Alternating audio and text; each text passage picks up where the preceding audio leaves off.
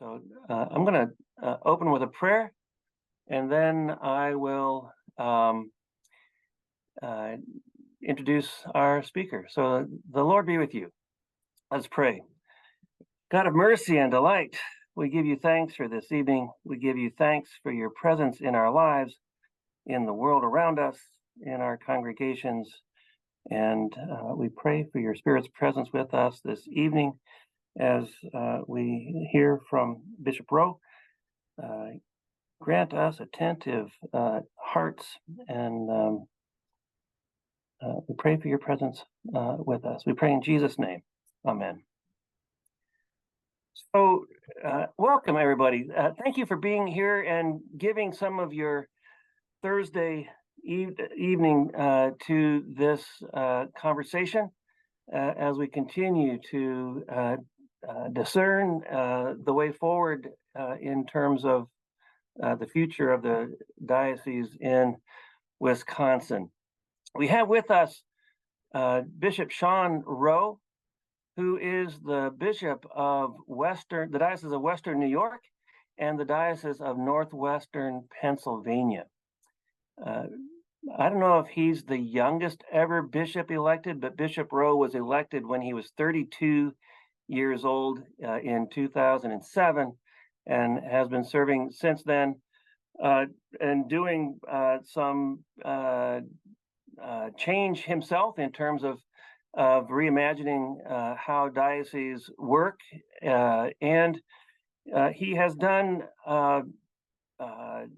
academic work on adaptive change and changing systems and how systems work, and spent a Saturday with the steering committee in January, and we were so kind of taken with the wisdom that he had to share and the information he had to share and the perspective he was able to give us that we thought it would be good to make that available to the rest of you. And although the impetus for this conversation is the talk about the proposed reunion, the topic of engaging change fruitfully is one that all of us can relate to in lots of different parts of our lives. So I expect this to be fruitful in lots of spheres for all of us. So without any more ado, I will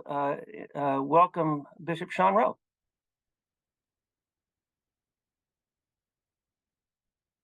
Thanks, everybody. Good to be with you this evening.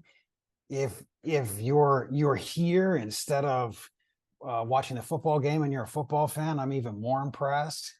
It's really great to be with all of you to share some of my experience and insight and give thanks for all that you're doing in Wisconsin, which I will say is impressive. Whatever you think about what's happening or wherever your heart is at this particular point about all that's going on, you need to know that the church is watching and actually cares what's happening there, and that you're really leading a way. And I look forward to sharing with you. You'll find out I'm not really much of an expert. I have some insight that comes from experience, and I could tell you all the things that I've done wrong along the way and all the ways in which I wouldn't do it again, or it could have been done better. So I come to you more as someone who's tried and failed a good percentage of the time, and where I've succeeded, I'm going to say it's been by grace only. But just to give you some background and perspective, I'm currently the Bishop of Northwestern Pennsylvania. I have been for I'm in my 17th year as Bishop of Northwestern Pennsylvania. And previously, I also served for a time as the Bishop Provisional of the Diocese of Bethlehem, Pennsylvania. I like to say Bethlehem and then pause for dramatic effect, but Bethlehem, Pennsylvania. And I had the privilege of serving them along with Northwestern Pennsylvania for 4.5 years. And now, since the beginning of 2019, I've served as Bishop Provisional of Western New York, as well as Northwestern Pennsylvania. So 3 dioceses in these 17 years in the episcopacy. I've seen a lot come and go, and I know that pales in comparison to the experience that's on this screen, and the many of you who have been on your knees praying in your congregations for much longer than that, and are probably many long in the tooth Episcopalians here. So I look forward to being with you this evening. I hope we can have a good conversation, and that you feel free to ask the questions you want to ask. And we don't want to bring the shy Episcopalians to the screen tonight. We want the ones that are going to ask the questions. And even if you think it's an impertinent question to ask later, I'm encouraging you to ask it anyway. So work up the courage to ask between now and the time we can do that. And we'll take all comers. This is a really important experiment that you're thinking about, and it's worth talking about. And I can pretty much guarantee you I've probably heard it all. And if what you have to raise is unique, that'll be even better, because that'll contribute to all of our learning. But just a few words in advance to help frame our conversation this evening. And that is to say, and you needed me to come to you all the way from Erie, Pennsylvania for this brilliant insight. We don't know what the future holds. Wasn't that deep? We actually have no idea, because all we have is now. And I think it's by design. God has given us a vision of a kingdom, of the reign of God, but we don't know what the future holds, particularly for the church in this time. I think God is calling us to express our faith and share it in this creative moment together, but exactly what that's going to look like, no one really knows. What we do know is that God is at the center of it. Whatever it is, whatever's coming into being now, God is at the center of it, and the power of Christ that brings that into our midst is alive. Sometimes I like to use the image of the wilderness to describe this time. There are lots of metaphors for this time. I don't think there's one that works all the way, or that one biblical image or way of thinking about it that entirely describes what we're going through. I do like to think that there's something about what we're going through now that's special and unique, but probably not. But anyway, I'm going to harbor the illusion that that's true. But the one that I tend to go to is the wilderness and the journey of the Israelites. I think it's safe to say that we're not in Egypt anymore, but we are in a kind of wilderness time, a kind of wandering, a kind of time in a wilderness where we sometimes think about the way the world was, the way the spiritual life was, and the way that our being was back in normal times. Remember those? This is definitely an aspect worth time in this season of the church, thinking about the wilderness, the place between bondage in Egypt and slavery to Pharaoh and the promised land. And that's where this whole 40-year thing comes into play. Remember the whole wandering around for 40 years thing? It took a long time to get from one state of being to another, from a kind of place of Egypt to a place of freedom. So 40 years doesn't always come as a particular comfort to me. I like things to get done rather efficiently and quickly, and hope that God works faster than usual, at least in my circumstance. But the wilderness, though a place of wandering, is not a place of aimless wandering necessarily, although that is part of what happens, I do confess, and that's been my experience at least. While it can be part of what happens, it is a place, though, where I think we learn to completely rely on God, where we encounter God in new ways. And this wilderness time is a time of starts and stops, of success and a lot of failure, and the opportunity to exercise creativity and vision in ways we have not been able to do. I think it is, and we find ourselves, and you find yourselves in Wisconsin with a generational opportunity here, a kind of crossroads that really can't be overstated. This is a time that will require adaptation, and our reflections this evening will briefly explore the contours of adaptive leadership and adaptive change, which is one of the many lenses we can use to navigate this time. It's not the only one. It's not necessarily the right one. It's just I'm going to use it as a way in to what we're talking about. So as we think about adaptive change and the wilderness, think about how the Israelites struggled. The problems that they faced in the wilderness, if you remember the 40-year kind of disaster that it was, and it was too. I mean, there were a lot of left turns in that journey. But remember that they could not solve the problems with the ever-present imagination of Pharaoh.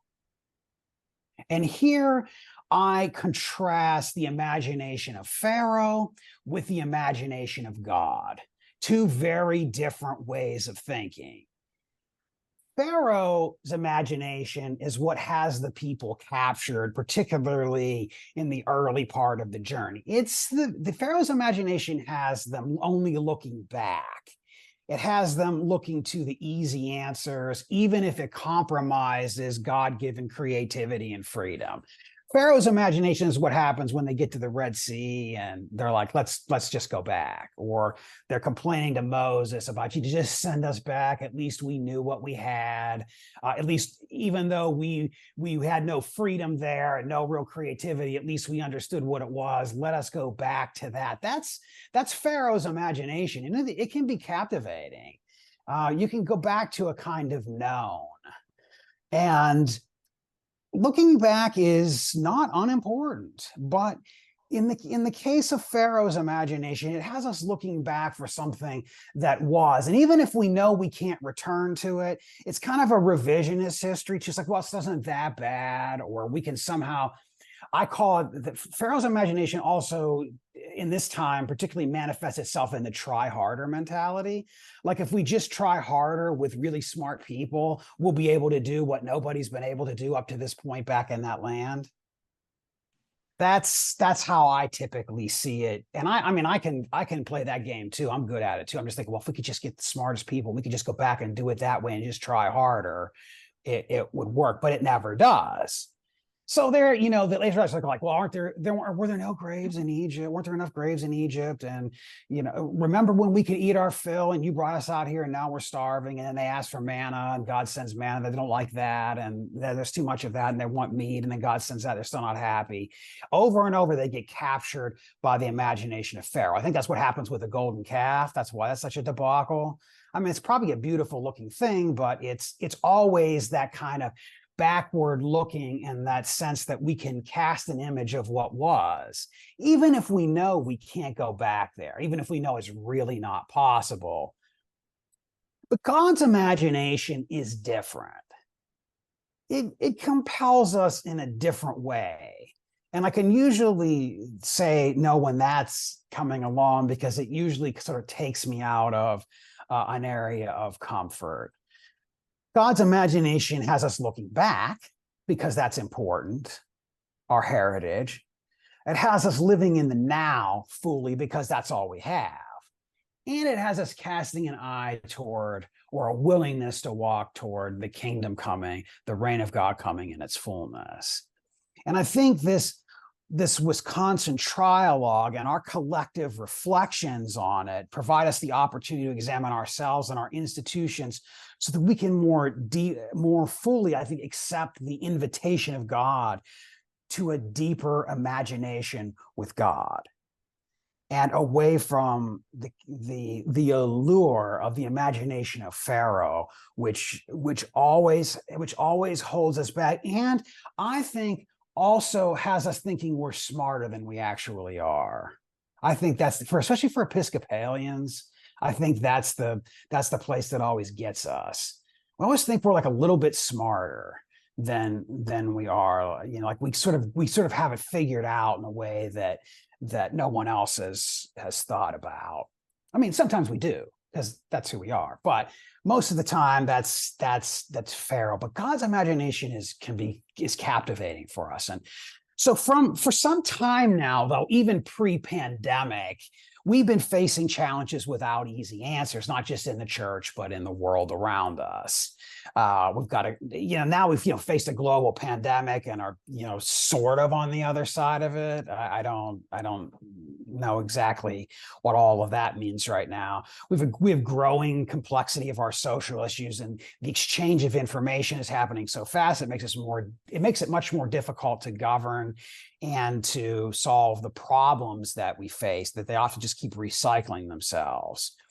As I told the group in January, I scan the Amazon recently published book list on a daily basis, looking for the book entitled 5 Easy Steps to Massive Church Growth in the context of a worldwide pandemic and post-pandemic, without actually having to do anything differently. Once I find that book, I will read it, implement those 5 steps, and be on my way. Or if I figure it out, I'll write the book. But I find no such work anywhere. And I think our biblical heritage just doesn't bear out any such way of working a new vision. Much of what we face now in the church, and much of what's just challenging to us, does not lend itself to easy answers. If it did, we would have been all over them. Instead, it's going to require us to dig deeply. And I think that's what you're doing, to mine the depths of God's grace and mercy. And I'll talk about what I think that means, and open ourselves to transformation. Many of the challenges we're living with now, and that you're living with in Wisconsin, and by the way, I'm going to just say again, you're leading the way in your conversation. Places that are this openly having conversations with each other and willing to risk are leading the way. We are engaging in issues and dealing with matters that are coming before us that no amount of expertise or skills or knowledge, or sometimes our favorite go-to in the church, magical thinking, hopefully it'll just fix itself, or at least my go-to, like if I just wish, and pray hard enough, or if I just sleep, it'll all go away, or some such thing. No such magical thinking will solve. And we aren't particularly conditioned to engage these adaptive problems. We've not dealt with this set of issues before. We don't really know. And we don't have really strong muscles in this area anyway. The rise and fall of the church in the United States, at least, has been connected directly in the Episcopal Church to the birth rate. So we've never actually done it anyway. We've never had to crack this nut, not in our lifetime, not in our collective memory here have we had to do this before.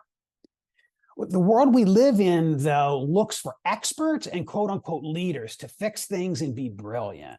We want our politicians to have answers, our business people to turn things around. And sometimes the church really doesn't act any differently. If we could just get the right group of brilliant people, we could figure this out. If we could just get together and dream hard enough, we could. Or if we could just elect a bishop who is visionary enough to fix things, or call some brilliant person who will certainly be better than whatever it is that we have in place now, they'll lead us to the promised land. We could get there. Maybe we could get there faster, or we could just try harder at what we're doing. There just must be some secret piece we're missing. But that's not how it works. And again, I think it's the biblical heritage. And in the end, I think it's no fun. It's not the adventure God is calling us to, particularly in this time. And who better to do it than people like us that have chosen to live like in the Rust Belt, in Northwestern Pennsylvania, Western New York, or in Wisconsin, who have been through the ups and downs, who know about resilience and vision. I mean, we already kind of know how to do this, and we're hardy in the way that we approach it. The questions we're asking, too, are not about viability. I get really tired of that question in the church. Is it viable? Is your diocese viable? Is this viable? Well, that's a dead end. I mean, if there are 2 or 3 people, I'll grant you 2 or 3 people gathered in the name of Jesus is the minimum. But where there are 2 or 3 people gathered, you've got by definition something viable. The question to me, the issue is the missional wager. The missional wager. What is the best for God's mission in our region? And what legacy will we leave for future generations? The ones that people left for us. This thing that we have lived with, that we have enjoyed, didn't just happen by accident. How will people like us who did something 100 years ago, 150 years ago, 200 years ago, they didn't know what they were doing either. They did the best they could in their time. They discerned, they took a risk, and we benefited from that. What are we going to do? But it's the missional wager. It's not like, could we do it the way we're doing it now? And wouldn't it be nice if we could? Or it is really what is possible now for the mission of God. That has to take precedence over what we think we want. And I'll tell you, keep on doing what you're doing is much easier than taking the steps that you're taking. I'll tell you that right now. I've been on this path for 4 years, different story, different context, but it's hard work. It's hard work. And I believe it is part of what God is calling us to do. And it's part of the missional wager at hand. So let's take a dive into this and take a look at where we are and what it might mean to be adaptive. Let's try to put a frame around some of this. Maybe that'll help us out a bit as we take a look at it. I'm going to throw up some slides for us to take a look at as we think about what it means to change in this time, particularly when we don't really know what we're doing. And the good news is it's okay that we don't know what we're doing. Really, it is okay, mainly because we have the grace of God. And there's a few ways in which I think we can think about it that will help us. So I want to talk about technical and adaptive change and what that means. When I'm talking about adaptive change, or when I'm talking about the kind of change that we don't really know what to do about, these are the problems like, okay, where are all the young people in our churches? I mean, if we knew the answer to that, everybody's got a theory, right? Oh, they're here, they're there, they're at soccer games on Sunday, or whatever the prevailing theory is where you are. Fine, but that may be part of it, but where are they? Why aren't they in our church? Those are adaptive problems. And the reason they're adaptive is because they require learning in a different way. So let me talk about them. And if you take a look at this slide deck that's in front of you now, you'll see three types of problem: a type 1, a type 2, and a type 3 problem. Type 1 being a technical problem, and then type 3 being adaptive. And then because I'm an Episcopalian, I just can't help myself. I have to have that middle, the both and. It's neither this nor this. It's kind of both, and that's the mixed type problem. Let me just walk through these quickly. The technical problems are what we would like everything to be, and what most of our problems, honestly, what most of the problems in our life and in the work that we do and in the church, most of what we face, technical. So what that means is you've got a clear definition problem, a problem definition, you've got a clear solution, and the focus of work is on authority. And I'll talk a bit about authority later, but that's the authority is somebody with some expertise. They know what they're doing. So you go into a room, as my favorite example, you go into a room and you flip the light switch and the light doesn't come on. I call that a technical problem. The problem definition is fairly clear. There's a clear solution to that problem, that the light has not come on, because even if it's very complicated, even if you change the light bulb and that still doesn't do it, and you look at the switch and the wires seem attached and you're still not getting the light on, you can call an electrician to come in and fix the problem. Right? Somebody can get that light to come on. It's just a matter of digging down deep enough, and somebody has the expertise to do it. these are problems in the church we have all the time. We're having this or that issue with formation. We can do this one intervention to fix it. We could do something with our Sunday school or our worship or our music. We know how to make things better. We've got enough expertise. If we have a welcoming problem, to implement some kind of plan to fix the problem and have a clear solution. Pretty much we know how to do this. But a type 3 problem, and I sometimes like to call them type 3 problem because there's some baggage with calling things technical and adaptive. Some people think one kind of problem is for real problem solvers and one is for just for everybody else. But the type 3 problem, or the adaptive problem, is the problem that requires learning. It's the kind of problem that we have that we don't really know what to do about, or we've tried, but we don't know what to do. Now, see, it has nothing to do with the complexity of the problem. I would say that most brain surgery is a type 1 problem, a technical problem. I mean, in other words, somebody with some serious expertise on the brain knows how to operate. I mean, you really don't want somebody treating brain surgery as an adaptive issue, like where it requires learning. They just get in there and see what happens. That's not how it works. So whether it's not a problem is adaptive or requires learning doesn't really have to do with the complexity of the problem. It has to do with the kind of problem that you're dealing with, that you've tried, like you're saying, what's going on with our attendance, or why don't we have young people, or why can't we get our structures to work? And you keep throwing things at it and it doesn't work.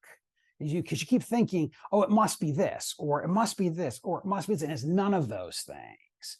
The adaptive problem is where you think the problem definition requires us to learn something new. The solution definition requires us to learn something new. And here's the key. The focus of the work is not with somebody who quote unquote, knows what they're doing. It's with all the stakeholders. So what do we do about middle judicatories? Dioceses of 50 or 30 or 20 congregations. What do we do about the structures of the church at that level? I would posit that it's an adaptive issue, that we really don't know. We don't even know what the problem is. We're not sure if it's the matter of the dioceses. What is it? What is happening? Well, the fact is we don't know, and we have to experiment to learn what it is the problem actually is, what the definition is, and the stakeholders have to take responsibility for it. And I think that's the kind of process that you've set up here in your Wisconsin Trialogue, is saying we've all got to do this together. And we've all got to learn what we're doing. And you're taking a first step, and I'm going to talk about that here momentarily, how this process works. But the adaptive problem is the one, too, that you've tried and tried and tried to address, but you can't quite get there. It just keeps recycling itself over and over. And the adaptive problem isn't something that you solve here with the head. It's not something you solve by just being smart. It's often solved here at the level of the heart, the level of discernment and prayer and spiritual discipline, and most of all, trusting God in our trying and in our failing. That's where the adaptive. And of course, the mixed type problem takes a little bit of authority, takes a little bit of expertise and a little of the stakeholders and to work through. So it's got mixed pieces. And I would say that most problems that we face are a bit of both.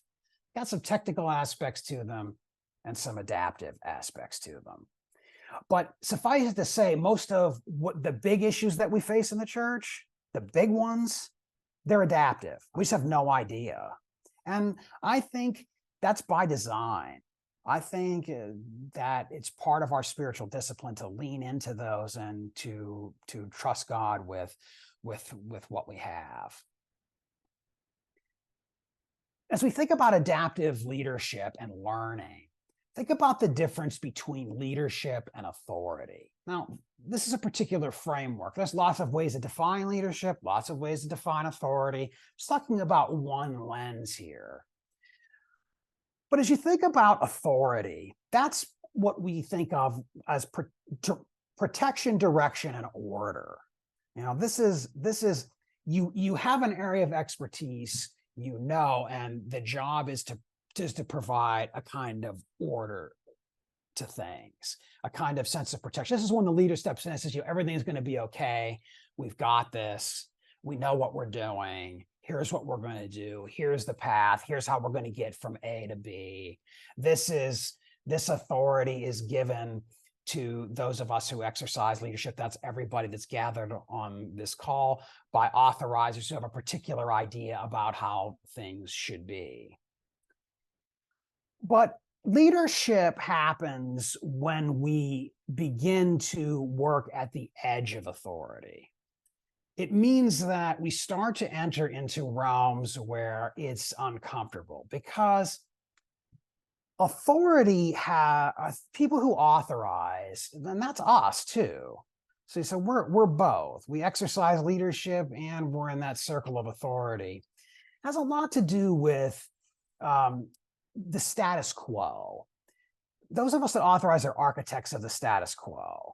In other words, we like our leaders to fix things and fix problems, but we like them to fix the problems as we understand them, if possible.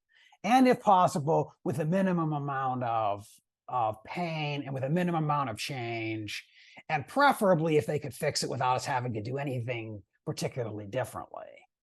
And that's all of us, even those of us who kind of groove on change, and I talk about change and teach change. I mean, I like it and I don't. I like it when it suits me, and I don't when I'm going to lose something. I mean, I'm like everybody else, and I'm like any other good Episcopalian. But as we are, and I also think that's another thing, it's a mischaracterization of Episcopalians. We do embrace change, actually, but it's usually if we like it, that's better. As we go to the edge of authority, though, this is when we begin to disappoint people. This is when people start to say to us, well, you know, do you really, why are you doing this? Why are you taking us here? You're disappointing us. This isn't how we think that this should be worked on. We have a different idea, or we don't want you to mess with this. When you begin to go down the road of exercising leadership, that's when you're tackling the adaptive issues. That's when you're stepping out and you're beginning to experiment in ways that are making things uncomfortable, that are making things a bit more difficult for us. This is when you begin to take risks. And this is when people start to get a little unsettled. You can tell when you're exercising leadership, when things get a little rumbly. This is when the suspicion starts to get in. This is when at least I know when I'm part of a change that I'm not actually leading. This is where I start like making up my stories about what's happening. You know, whatever narrative I've got in my head about what's happening must be what it is. But this is what we're called to do, is to dance on the edge of authority, dance on the edge of expectation. That's what you're doing in Wisconsin. That's what, I mean, there's no institutional appetite for the kind of change that you're looking at, really. There's not a lot of political will to do what you're doing. You're stepping out now because you know you've got a set of issues that God is calling you to look at, and you want to think about trying something and learning from it and walking on the edge of your authority. If you understand your adaptive change work, and I think that's what this trialogue really is, it's an attempt to create a way of addressing an adaptive problem. It's stepping out of a box of just thinking you can somehow fix it by trying harder, or by getting some expert consultant to come in and tell you how to do it, or the latest book author. You're figuring it out, you're learning. And it's important to understand the adaptive change that you're engaging as an iterative process. I'm very glad to be coming to this trialogue meeting this evening. I've been banned from saying iterative in my two dioceses. I'm not allowed to say it there, so I get to say it to you, and it's kind of a new audience, except for the people that I talked to in January. But it's an iterative process. In other words, it doesn't really have an end. as you think about adaptive change, you think about how are we going to solve this problem? How are we going to actually learn enough about a problem we don't know enough about to have a solution we're not sure about? And how do we get everybody involved? We think of adaptive interventions in this model. This is the model developed by Heifetz, Linsky, and Grashow. That is observe, interpret, and intervene. Start out by observing what's going on around you, taking in the data, interpreting it. This is what we think the problem might be. This is what we think is going on. I think your steering committee has done tremendous, and your bishop have done tremendous job in the observe and interpret categories. Often people skip the observe because Episcopalians like the interpret part because we all have an opinion about it. I mean, that's one thing we are good at, having an opinion about it, and I mean that kind of as a good thing. I don't say that simply tongue in cheek. We're good at the interpretive. We like to get to that. But I think your steering committee's done a great job observing and interpreting with you, and are recommending a kind of intervention, which is taking more steps toward a reunification of a diocese. But that won't end the process. So if you think that somehow, if we just reunify 3 dioceses, we've somehow solved the problem, which I doubt anybody actually thinks that, but just in case you harbor that piece of magical thinking, and it could be alluring to think that might be the end of the road, it won't be. It'll just be the beginning, the start of a process, right? The reunification will simply give you the container, the resources to do precisely this: observe, interpret, and intervene, to continue to learn. But it will actually give you the space to do it. It will provide a container for you, for us to do this work. It's a step. It's a way to bring enough resources, human resources, financial resources, more importantly, spiritual resources, together with new conversation partners to think differently. So it's an intervention, see, that lays the foundation for others. Should you choose to go this, should you choose to take this intervention? That's how I would frame it.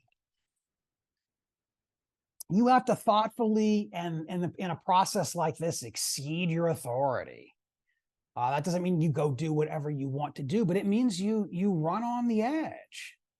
You're in the wilderness, you're running on the edge. You're trusting God for all that's next. You don't think you can do it under your own power. I don't think anybody really believes that. I don't think any of us really ever actually believe it, but sometimes it can be alluring. You're in the middle of finding out what all of it means to do the work.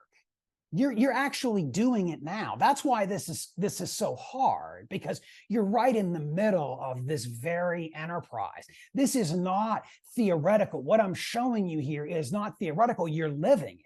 Your emotions, with your spiritual life, with your very being in this time as it relates to your faith in the Episcopal Church in Wisconsin. This is what you're up against now. You're in the middle of it. There are 4 ways that these adaptive challenges kind of present themselves. And I just want to sort of give you a sense of how you know when you have one. When there's a gap between espoused values and behavior. So you've got this idea, we want to be mission oriented. We want to be about God's mission in the world. We want to be a witness in our communities. We want to be of one voice in our state. And yet the way we're organized doesn't allow us to do this. I mean, we have this in our personal life all the time. I mean, think about, you want good work-life balance, but you spend so much time at work that you actually don't. You've got an adaptive issue. Whatever it is in your life, those issues, the things you say you believe in, or you say you really love and want, and then what you actually do over here, there's often a gap. That's how you often know you've got an adaptive issue. I think the church has got this all over the place. We want to be this place where people come into relationship with God, and yet And we are to some extent, but the way we organize ourselves doesn't allow us to do that. It keeps coming back around to us. And the reason we don't close the gaps in the way that what we say we believe and what we are like, or we espouse unity and yet insist that we all need to really be, it's better if we're all separate entities. The reason we don't do it is not because we're bad people or we don't believe the gospel or whatever. It's none of that. Sometimes it's too painful. It's too traumatic. It's disruptive. And we don't want to be disrupted. Or sometimes we have to make the choice not to close the gap. But we just have to know that that's the choice we're making. And that can be a legitimate choice, and it always is. We have competing commitments. We want to grow. We don't necessarily want to change enough to do it. We want to have a unified voice and witness and a critical mass. We'd like to stay three separate entities. Those are competing commitments. It's not necessarily that one is wrong or one is right. It means it's a competing commitment. And in the church, we have a really hard time resolving competing commitments. We like to somehow cut it up the middle somehow. And every time we do that, we find ourselves in trouble. We do this at the parish level all the time. We want to do more. We want to do more at the parish level. We all want to cut the budget. We want the bishop's office to do more, but we don't really we're not too particularly interested in paying our assessment. Whatever it is. I mean, we all have them. It's just part of life. It's part of being part of an organization. When you've got a lot of undiscussables on the table, you've got an adaptive issue too. So when the public conversation you're having with people isn't the same one you're having on the side, or the one you're saying, like the things you're saying at the vestry meeting isn't the thing you're actually thinking in your head. Or, I do this all the time at the House of Bishops. I'm sort of having a conversation, but I'm thinking something else, right? Because I don't feel like I can say it. Or well, we do it all the time. But usually you have a lot of undiscussable issues. You've got some kind of adaptive issue that's hard to deal with. We find that when it comes to our conversations about race, about the state of the church, about our various legacies of colonialism, these sorts of things that are hard to talk about, that are hard to raise because they're not easily solved either. And we know we'll often have a way of not talking about them. We know we've got kind of an adaptive issue going on. And then finally, my favorite one, this is our go-to in the church, work avoidance. And work avoidance happens in two ways. One, we divert attention to something else, and the other one is when we displace responsibility. So typically, the way we avoid work is to treat an adaptive problem that requires our learning and our experimentation, requires a lot of our effort. We treat it as a technical problem and just act like, well, we can solve it over here. It's when we deny there's actually a problem. It's when we kick the problem down the road or decide that somehow we have a kind of magical solution to a problem. Like if we just all got together and got in a room for long enough, we could figure this out. We don't have to take all of these other steps. We don't have to do all this work. We don't have to actually engage change because we've figured it out. And what you find is that everybody thinks they can do that, but nobody actually does. I mean, look at how change efforts happen. That's not how it is. But in the church, we get taken in by that. I know I was on the task force to reimagine the Episcopal Church from 2012 to 2015, when the church thought we could just do it that way. We could just sort of give it to a committee and they would somehow do it. It turned out to be a work avoidant exercise because all the stakeholders weren't involved. But you've got to lay the groundwork so you don't avoid work. You actually embrace it. It's also when you give a committee work to do, and then when they come back to you, and I'm not making the comparison to this particular exercise that you're engaged in now, but like when the church gave Trek the thought of redesigning the church, and then everything Trek brought back to the church said we don't want to do. that's a kind of work avoidance. So you give it to a group of people and then don't actually do any of it. Or you just externalize the enemy or attack authority. So you say, well, the problem's out there somewhere. It's somebody else. That's the kind of work avoidance we tend to get into. And then finally, one of my favorite things to talk about too, and I know I don't get to talk about this at home anymore either, and that's the productive zone of disequilibrium. I just like to say this 5 times fast, but as we look at the adaptive problems that we're facing in the church, I like to think in terms of this diagram. It often comes to my mind as we think about disequilibrium on one of the axes and time on the other. So we've got the X and Y axis of disequilibrium and time. You think of a technical problem that starts with a high level of disequilibrium, and then it resolves. So you think about like a severe technical problem, like one of the often given examples here is like you break a bone or something. You immediately have a high level of disequilibrium, right? But regardless of whether that bone break is serious or whether it's simple, otherwise you have to have surgery where they can just throw the thing in a cast, it ultimately resolves itself pretty quickly. It moves from a high level disequilibrium to kind of a low level in a relatively short period of time or in a known quantity of time. But the adaptive problems do not do that. They don't. And these kind of change processes that we're undertaking don't work that way. They often start with a low level of disequilibrium. It sort of heats up on us, can sneak up on us enough, but then it takes a considerable amount of time. And if you look at that grayed out zone, that's the productive zone of disequilibrium between 2 dotted lines.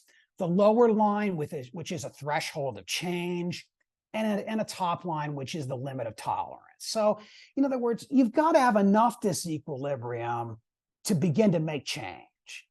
But there's also a limit of tolerance that people have, that we all have for the change. And there is a limit. We don't have an unlimited level of tolerance. People just don't. None of us do as a group, as an individual.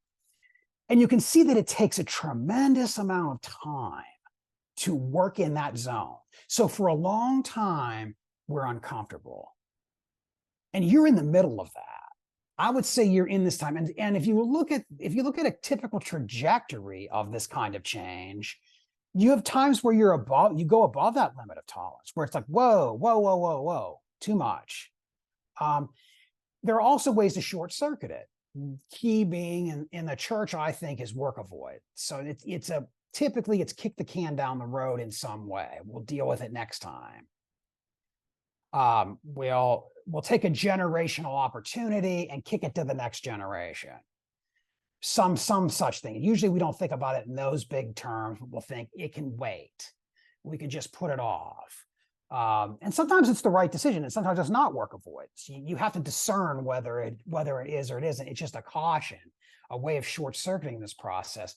But ultimately, adaptive problems we learn. And in this productive zone of disequilibrium, we're doing a lot of experimentation. We're trying things and we're failing. I can pretty much tell you, if you choose to move forward with this proposal, most of it won't be right in about 3 or 4 years.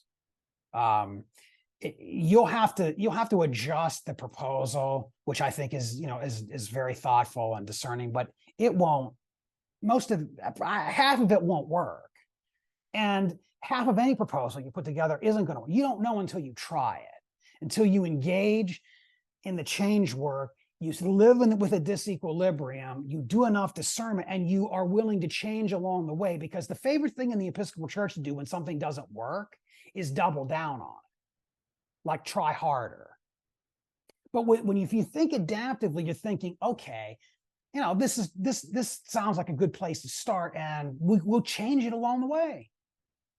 We're going to have regional areas, but they might not be the right ones. We're going to have 3 cathedrals. We might need 5.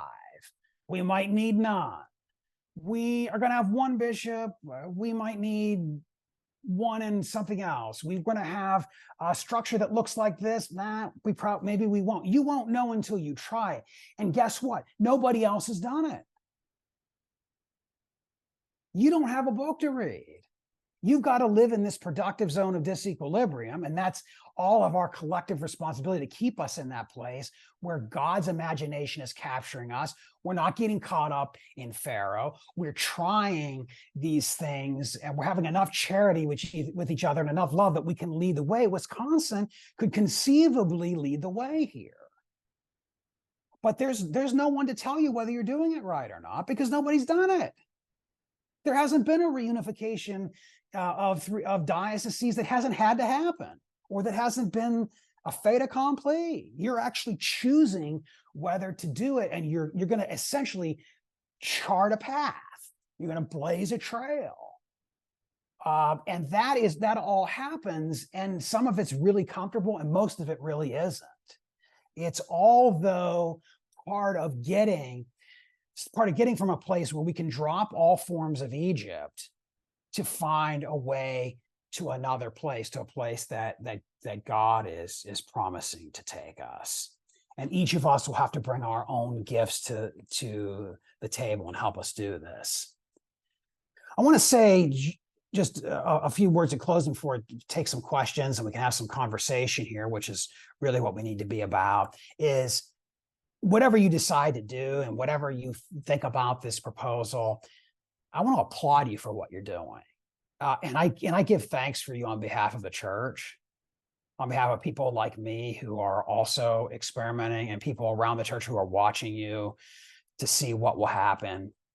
I think that the people that I've had the privilege of working with and talking to are faithful in the task. And your bishop is universally loved and respected, even if he's not always right. And you have all the makings of doing something powerful here. And whatever you decide to do, I know you'll do it with deep prayer and discernment. And with that, I'd like to stop and see if we could have some conversation and what your thoughts are and questions. And we'll have someone helping us. Kathleen will help us moderate this, and I know how we want to proceed. If you put your hand up or want to unmute, how do we want to do? Put your hand up, or you can also throw some things up in the chat too. I'll try to answer those in between.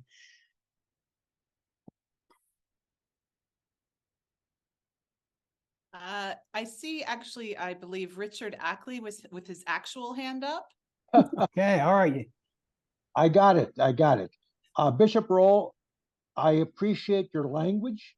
I just want to share something with you. As an Indigenous person in the state of Wisconsin, I'm not Oneida, I'm an Ojibwe. I'm a little uncomfortable with the Pharaoh and God. I'm more concerned about the environment, the wilderness. We travel well, but what I want to offer in my short 40 seconds, you got to include the Indigenous paradigm of spirituality, the African Americans paradigm, and the marginal. And if we don't do that, we don't adapt. Yeah, that's right. As a legal former tribal judge, as a person, and Matt knows my feeling of this, I'm the spiritual miner's canary here. And we adapt every day because we survive, yes, be resilient, but I don't come from a settler Pharaoh formation. So thank you. And I will start using your language. I'm very comfortable with it because we call it retribalization. We adapt so much. Change is not it's part of our equation. So I like what you've done, but we got to have those part of the covenant. Thank you. I think that's a really important insight. Thank you for that. I think that's right on. I'd actually like to talk to you offline about that. That's really insightful. Thank you. We have Iva or Eva Schatz. Iva.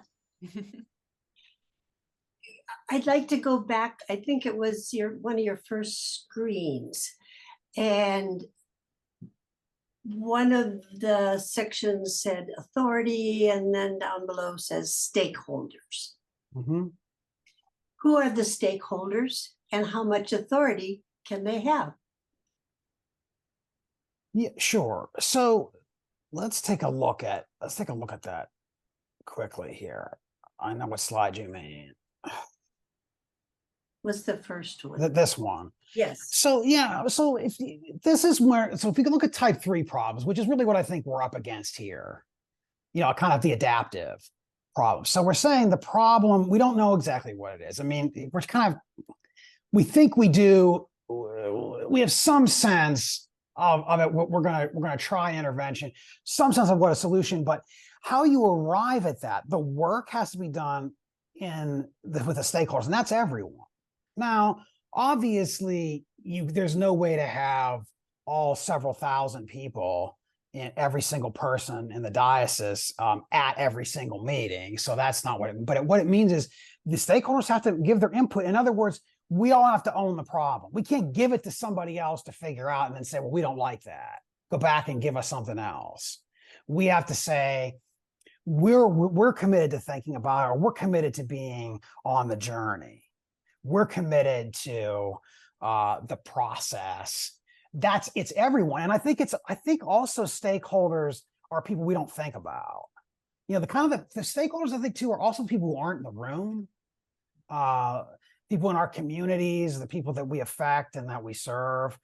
We have to see what they think. I think we often forget to do that because we get so I do at least get so trapped in my little church world that I forget there are people that think differently outside of that. So that's what I mean by stakeholders. What it means though is that the work can't be farmed out to often there's a sense that somebody must know how to do this. What we're dealing with in Wisconsin, somebody must know how to work this. No, they don't. That's the problem. There's no research and development at the church-wide level. None. I mean, there should be, but we'll talk about that another night. There isn't. You're it. Wherever you're sitting tonight, you're it. You're the stake. You're the innovator. And so it's incumbent on. That's what I mean by the stakeholder. That's where the focus of work has to be. It can't be with some expert over here. It's you. As scary as that might be to you, or maybe not, whatever, it's us. That's what I mean. Does that answer your question? Well, I'd like to apply it to something. Yeah, yes, sure. It sort of does, except going back to authority. We live, the church is a hierarchical world. And so at authority, we've got a bishop. Mm-hmm. And so I recently moved back to Wisconsin. I had been in California for about 30, 40, 50 years. And that's where I came into the Episcopal Church. And I was part of a diocese of Los Angeles. And we could have open table. Mm-hmm. But I don't know if that could ever happen in Wisconsin. I think we're losing so many people outside. We say everyone is welcome, but they're not all welcome at the table. So any comment about our hierarchical system? Yeah, I mean, we do have a hierarchical system. Thankfully in the Episcopal Church, there are checks on that. I mean, ultimately, the decision is going to lay with the stakeholders. Ultimately, the bishop can't decide, or some small group can't decide what Wisconsin's going to do. It's going to get laid before your conventions. I mean, I know I've heard people say, oh, it must be a done deal or what. I mean, I heard that in the partnership here, but it's not. I mean, it's going to get laid before the representative stakeholders to make the decision. So it's going to get laid before everybody. No, I think there's been quite a wide table. It seems like a lot of wide input. And there's going to continue to be. This vote that's coming up is going to lay the next phase of this. So I think, these processes are never perfect. They're never perfect, but ultimately the decision will lay in the hands of the stakeholders, and that's you. It's going to come before the convention, and the convention will decide one way. That won't be the bishop, as brilliant as he is, or not, whatever you think. It'll lay with the stakeholders, and then we'll deal with it. Thank you. You're welcome. Thank you. Bishop, we have June Paul.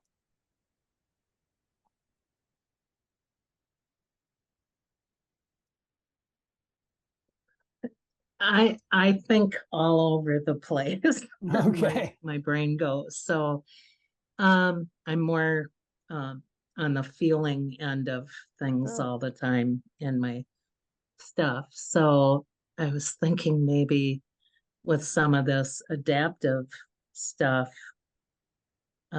learning and whatnot, maybe I have a lot of health issues. So, but I might be able to be a part of that learning stuff if there's more learning. I've been too ill. So, but so I wrote in earlier, you were talking about looking at the past, and I jotted in there, you look back too long, you become a pillar of salt, and a pillar of salt can't move forward. So a pillar of salt maybe doesn't get trampled underfoot, but when the storm comes and the water hits, it's washed out, and then it's all over the place. And that's maybe then made good. So I don't know. But and the other thing, somewhere along the line was the thought about how you can't, what we're doing and what we're talking about is so new and hasn't been done before. And that's frightening for a lot of people. I mean, people just don't like doing things that have never, it takes a lot of risk and challenge, a lot of courage to do things that haven't been done before. But you can't pour new wine into old wineskins and without, or the old wineskin bursts, right? So is that part of, there must be, what's the resistance to learning from people? And how do we relax that? Because you don't want everything to just implode, and but we have to trust the Lord. I'm done now. Oh, so let me take I mean, those are really good reflections. And I mean, let's take back on one piece of what you're talking about, that, and that is, I think what we're doing here is building a foundation to give ourselves a container in which to learn and to experiment. So I think what this does is, what this process is trying to do, and you may, the conventions may say, no, we don't want to do this. We want to do it some other way. But so whatever way you choose to do it, is going to require a kind of change process where you have enough of a foundation, enough of a container in which to experiment. Because part of being able to learn without a lot of fear, although I still haven't quite figured that one out. I mean, I do know perfect love casts out fear, but I haven't gotten there yet. But when we build enough of a foundation, we have enough of a container. So I think this is Trialogue's trying to do. If you get some kind of, like, say you went down this path that you're on now, you have something reunified, then you have a container in which to begin to experiment. And I think then it becomes less, it's less scary if you just know we're going to have to change along the way, and we're actually going to pour new wine into old skins and all of that. We're going to make all the mistakes, and we're going to fail. As somebody put in there a quote from John Maxwell about failing. I mean, I have so much failure under my belt with these kinds of things. I could stun you by writing a 10-chapter book about all the things that I've screwed up in this process, and yet we've got a container in which to do it now. Right. So that's, I think that's what's important. So yeah, and we've got other, about how old wineskins get weak and worn out and whatever. And we know this from our personal lives. Sure do. How we're told in the New Testament, and I think the Old, that God is glorified in all our weakness, not in our strength. Right. Well, we don't need God in our strength. We don't need the Holy Spirit's help if we're all so strong. But God is made perfect. God's strength made perfect in our weakness. So thank you for that. Thank you for that. We'll Okay. take a, Bishop, we have Martin Frank. I'd like to go back to what Iva was saying just a minute ago about the stakeholders. This is something that I came across just in really my last job, starting about 8 years ago. Stakeholders, the way we use it at work, are all the people who are affected by whatever it is you're working on. And it changes. yes. If you're making cookies for the cookie walk or something along those lines, and you want to change the brand of sugar that you're using, it's whoever is baking the cookies is involved. Those are the stakeholders. Now you can include some customers, but most likely you're going to decide, no, it's just the three of us. We're going to decide which brand of sugar we're going to use. Reunifying dioceses requires a few more heads to talk about. And it's really, you had kind of in a sequence, you have the problem definition, the resolution definition, and then the stakeholders. In my experience, the stakeholders really come up front. Because when you think about who could possibly be affected by this thing that we're talking about, you will get voices, you will get opinions that you never thought of, and that helps to define the problem that you have. Because you may not even know what the real problem is from wherever you are. If you're the priest of the church or the bishop, the parishioners experience life a whole lot differently than the bishop does. So you've got to get them involved. And I think that's the part that is really to keep in mind. Is I like the way you had that diagram, but we need to talk about who the stakeholders are, and then get them involved early. And we have done that here. I've seen a lot of communication to get people's opinions. So I think we've done a good job of that. Yeah, and just that, thank you for that. I mean, that's a good observation. And this isn't meant to be a sequence. These things have to be done all at the same time. And you only get to a problem definition and a solution definition by engaging the stakeholders. You have to do it all at the same. That you can't do any of it without them. And so you're exactly right. So thank you for pointing out it's not a sequence. It's right up front. And exactly what you said. The stakeholders are people you wouldn't necessarily expect to hear from, but they're also not. They're the people that are affected. So thank you. Thanks for that.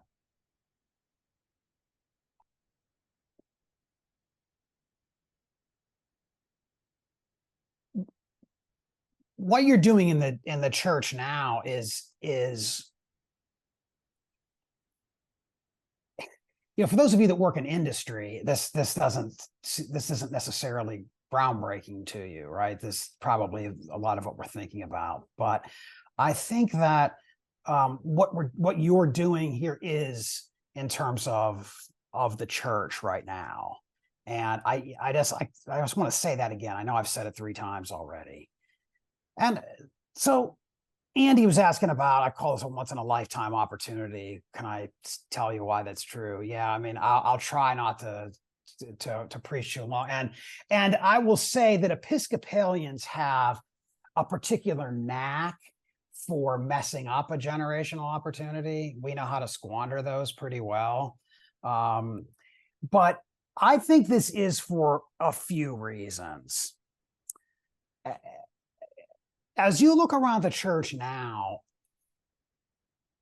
and the way that dioceses are organizing themselves and the ways in which elections of bishops are happening and the clergy shortage that is out there and all of these things that are coming together now, you will see the largest dioceses in the Episcopal Church, the largest, wealthiest dioceses in the Episcopal Church not getting enough candidates to complete a search. I think somebody was just saying they were from LA. They had to reopen their search twice to get persons to apply. Almost every large diocese has had to reopen their searches.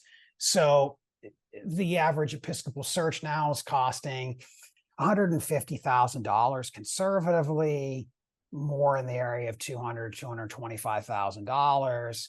Several years of work going into that, and I also think that the evidence is fairly clear. If you look at the statistics, if you look at the general trajectory, that bishops cost a lot of money and they don't bring enough value to the table. So we don't, in other words, we don't need as many dioceses as we have. We might want to have them.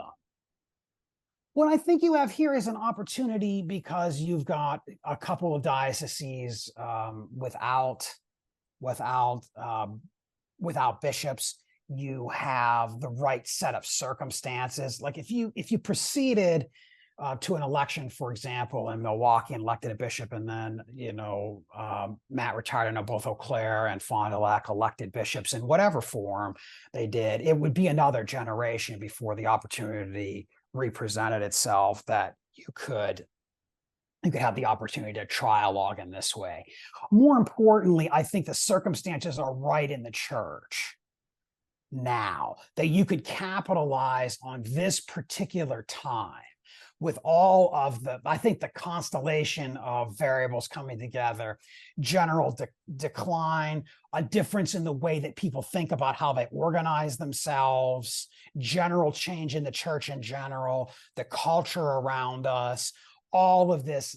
And you also have a really good bishop in your midst.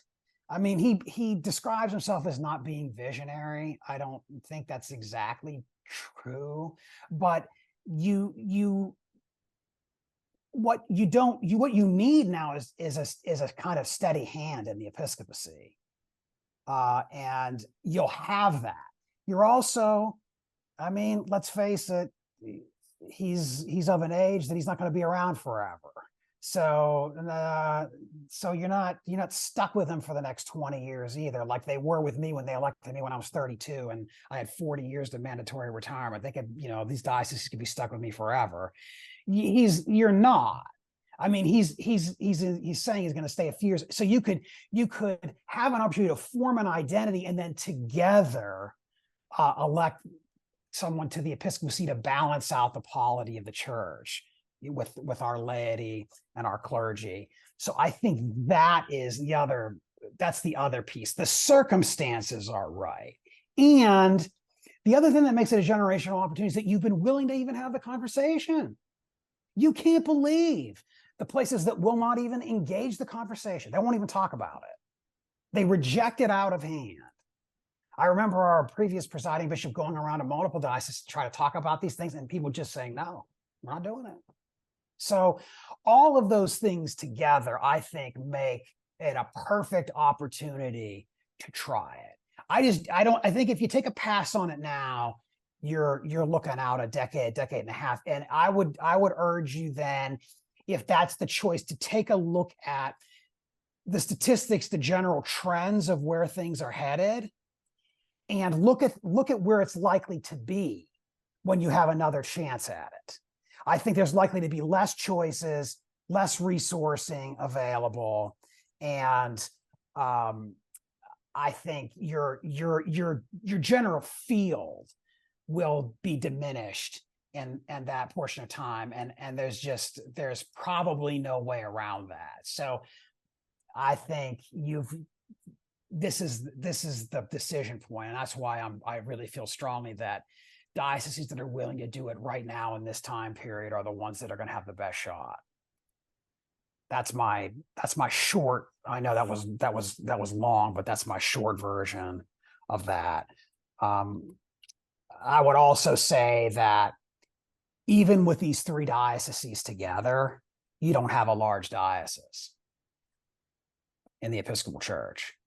It may feel like that to you. And I mean, I've served dioceses of 32, congregations of 60 congregations.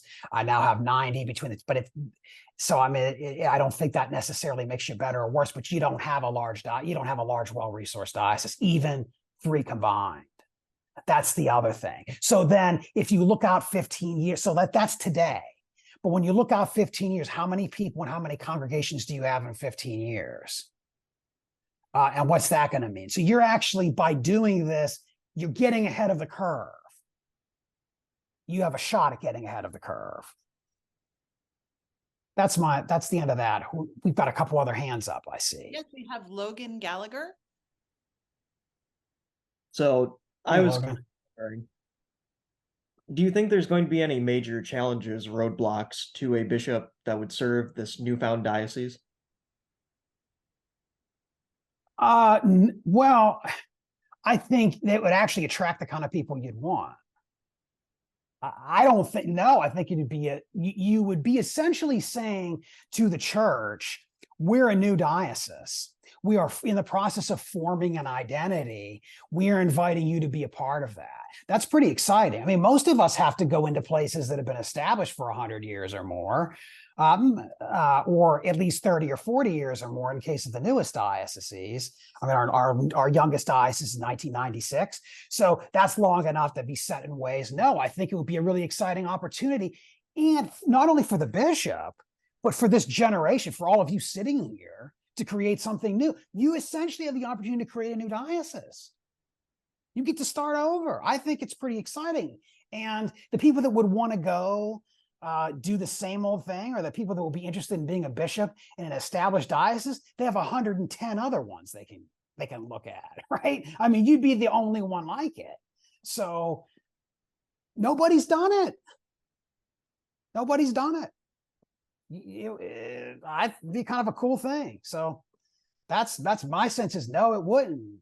I think it would attract just the kind of entrepreneurial people you're looking for, and adventurous some people you're looking for. That's my opinion. I think it'd be a cool opportunity. So that's my 2 cents on that, Logan. We have Samuel Cripps. Hey, Bishop, thanks for being here. Sure. So I'm pretty new to the Diocese of Fond du Lac, new back to Wisconsin. But, I watched, we watched Western and Eastern Michigan and some of their struggles. I'm from the Diocese of Dallas. We saw kind of former Fort Worth getting merged into Texas and some of the challenges with that. I just kind of wonder what your thought is, like, again, I'm all new to these conversations. How do you think we've been doing watching from Pennsylvania? Well, here's the thing. I mean, you take a situation like Fort Worth. They've done that. There's a diocese that's been through it, right? I mean, oh my goodness, with the reorganization and with the bishop leaving the church, and I mean, what a hard road that diocese had. But ultimately, in the end, they lost a court case, which meant they lost they were losing most of their property, and it was impossible for them to really continue as a diocese. I mean, and Texas, they've thankfully bordered with Texas, one of the biggest, largest, wealthiest, and I think Texas really worked hard to fold them in and make them part of it, but they didn't have a lot of choice. And this is when Andy was asking about the generational opportunity, there it is right there. I mean, that's what I think happens to you 20 years from now. You're in a situation where there's no other real choice. I mean, it's like whatever configuration it is in 20 years now, none of us can imagine. You're just going to have to do that because there isn't going to be another way. That's what happened with Fort Worth. It's what happened with Quincy. Thank you. All I could think of was Springfield. I know it's Quincy. Thank you. The right state, wrong way of thinking. With the Diocese of Quincy, there was no other choice. That's what it was. Eastern and Western Michigan, for heaven's sakes, I mean, it's just been one thing after another. That's issues with the episcopacy in those dioceses. But what you're going after here is by choice. You don't have to do it. You don't have to do it. And that's what I think. Now, it's maybe not ideal. It's not going to be right. I can tell you that. This proposal that's out there won't be right. I think it's very, very good and very sound, but it won't be right. You'll have to change that 2 years in. You'll go, oh my gosh, we thought that was it's like one of these things you think these are really good ideas, but they turn out, well, some of it was and some of it really wasn't. But that's okay. I think it's an A+ in terms of process, in terms of thinking. I was super impressed by the steering committee and the faithfulness of the people there. So I think this trialogue is very different than anything I've worked with before. And I've worked, I've gotten to sit next to folks in other places that have been having these conversations, including Eastern and Western Michigan, Fort Worth. This has a very different quality to it, whether you decide to do it or not. I think the process is right on, and it's different qualitatively because you don't have to do it. You're going to do it if you do it for sake of mission. I think you wait 20 years, your field will narrow. That's all. I mean, it may not be bad, but that will be the case, I think. Martin Frank. All right, one more shot here. You talked a lot about the failures you've experienced, and much of what we've talked about are big issues, conceptual things. Can you give us a couple of examples of how to recognize some real roadblocks or real zingers coming up? People issues, disagreements that are going to blow up if you don't deal with them, those kind of things.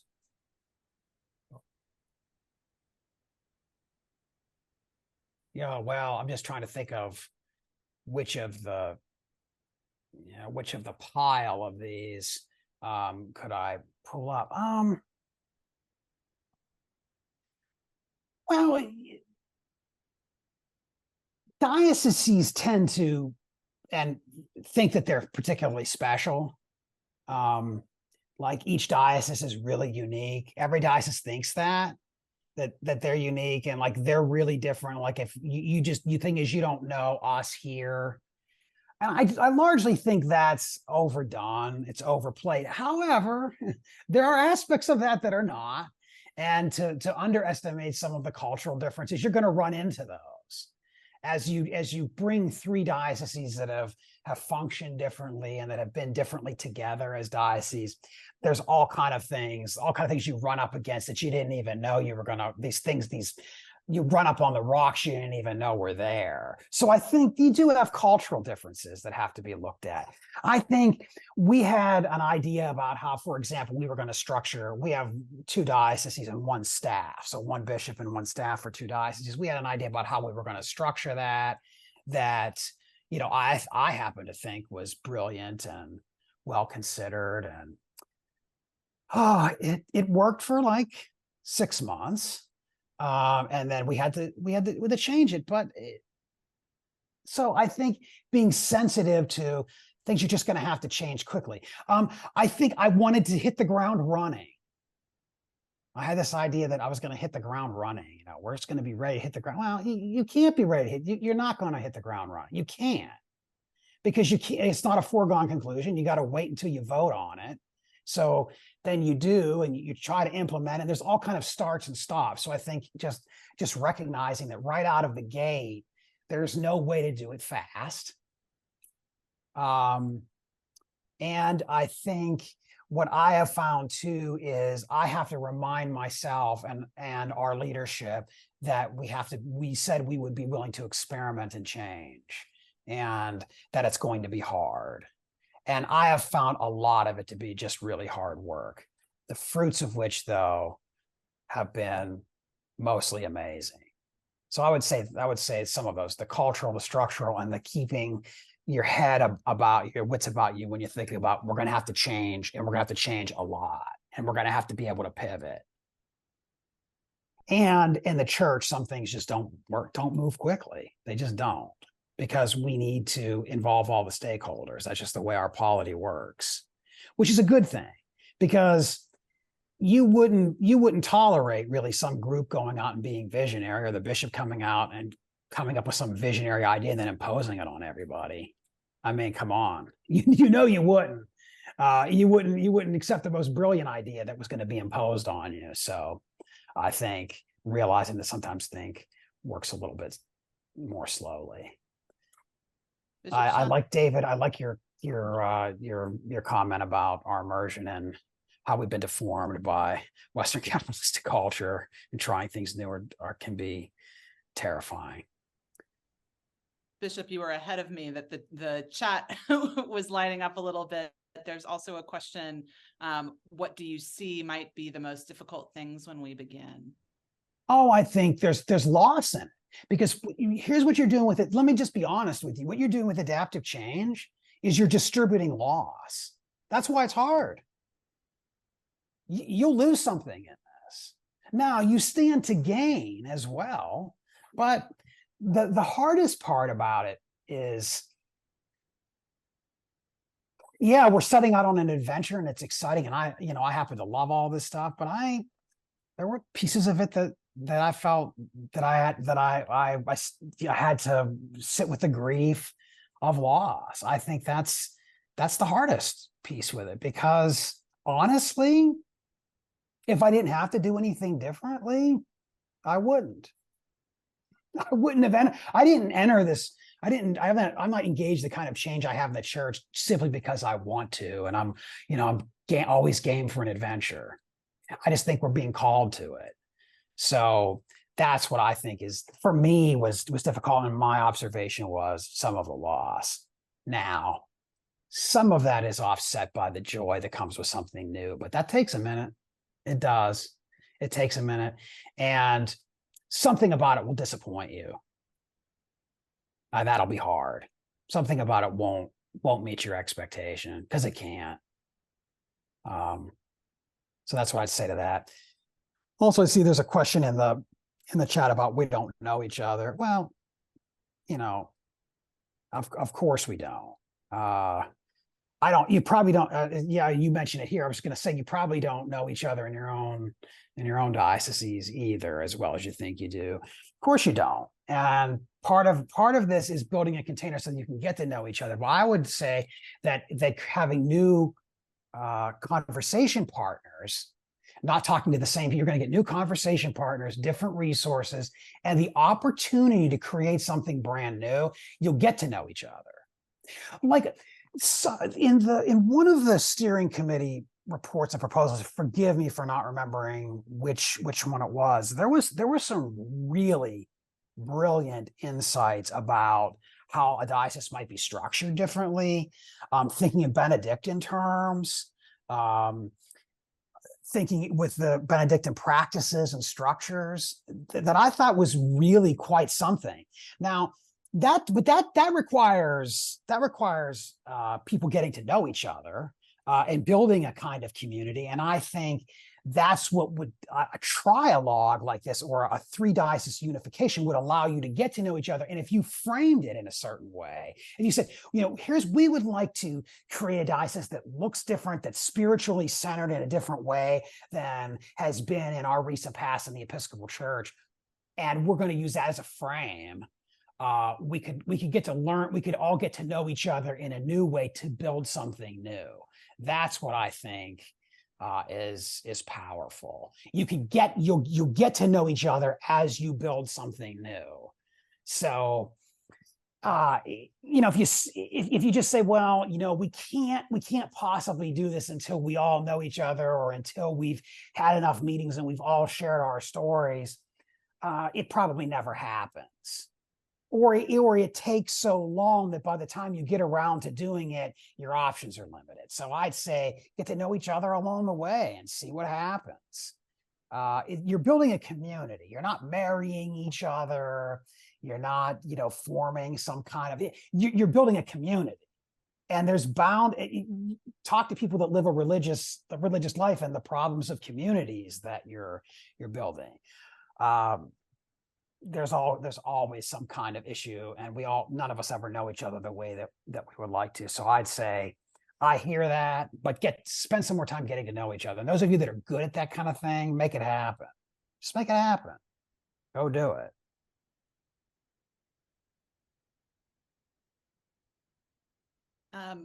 I also I wanted to note that I apologize to Georgiana, who had a comment earlier on in the chat, probably about 10 minutes ago, or more, noting the changing times and that many young people in our communities were not raised in the church and are not sure why they need it. So just by way of comment. I had a bit. Can you run that by me again? I had a bit of a glitch. Oh, no, not at all. Yeah, can you say that again? Georgianne, I hope I'm not ruining her name. Cusick says, another piece of the changing times is that many young people in our communities were not raised in the church and are not sure why they need it. Yeah, So, yeah, right, exactly. And part of the reason they're not sure is because we sometimes get ourselves mired in all of this stuff. So, if we could just get on with what we're doing, and whatever we decide to do, we could get the right container and really start to build something profound. And I think you're onto something here. Maybe people would feel differently about it, but I mean, I can't imagine. I can half understand why people aren't, when this is often what we're talking about.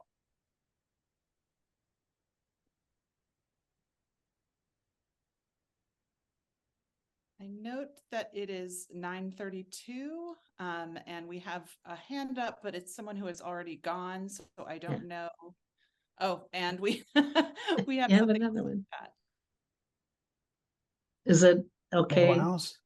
Me? Can I say something or no? I think we're going to wrap up now, June, but thank you Okay. very much. I was just gonna say nobody knows the future. True. He does. Never has, but there is someone who does.